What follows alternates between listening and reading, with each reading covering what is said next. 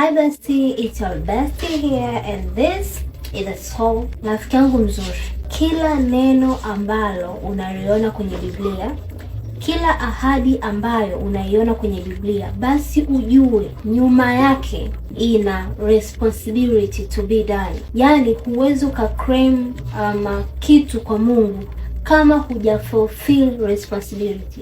Watu wengi sana tunaombaga Mungu, naomba baraka kama za Ibrahim, well and good, lakini je, unajua nini Ibrahim alifanya? Huwezi ukategemea kupata Ibrahim upo tayari kumtoa Isa. Tuache kusoma maandiko nusu nusu.